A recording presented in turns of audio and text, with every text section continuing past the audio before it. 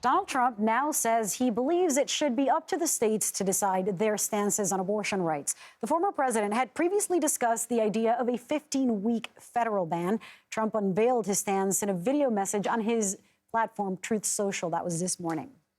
My view is now that we have abortion where everybody wanted it from a legal standpoint, the states will determine by vote or legislation or perhaps both.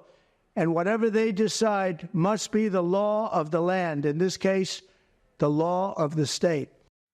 I want to bring in CBS News campaign reporter Olivia Rinaldi, who's been following the Trump campaign for us. Olivia, so, I mean, it's different, the messaging that candidates have when they're running in a primary versus general election. Now he's running in a general election, basically. What can you tell us about Trump's recently unveiled stance?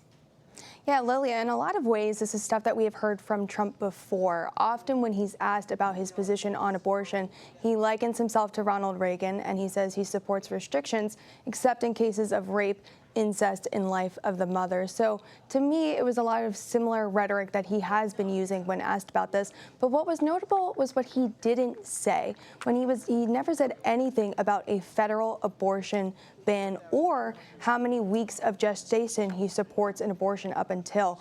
He's mentioned before 15 weeks, sometimes 16 weeks, but he never mentioned that in this statement up until what week he supports. So he declined to offer any clarity on that. As you heard him say, it's up to the states to make those decisions. And also what I found notable was the backlash that Trump got immediately from this statement from anti-abortion groups. Susan B. Anthony, which is a pro-life group, said that they were disappointed by Trump's position on this. They were one of those groups that had been advocating for him to support perhaps a 15-week federal abortion ban and limits further on the procedure.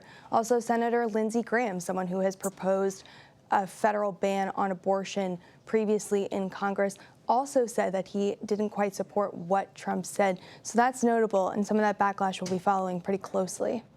Interesting. Olivia, President Biden has been including abortion rights as a major issue in his reelection campaign. How's the Biden campaign reacting to this shift, if you call it a shift, in Trump's stance? Right. I mean, President Biden seized on these comments immediately, putting out a very lengthy statement. I'll read some of that here, where he said Trump is scrambling. He's worried, since he's the one responsible for overturning Roe, that the voters will hold him accountable in 2024. He says, well, I have news for Donald. They will. So Democrats know that this is particularly a winning issue for them. We've seen that time and time again in elections in 22, in 23, that when abortion is on the ballot, the response pretty overwhelmingly goes towards pro-abortion measures. So we can expect that President Biden and groups like Emily's List that are in this cohesive Democratic organization of pro-choice movements will be making this issue very central, taking this to suburban voters, especially in key battleground states. That's something very closely to watch here, Lilia. Olivia Rinaldi, I know you'll be reporting on all of it. Thank you so much. Thank you.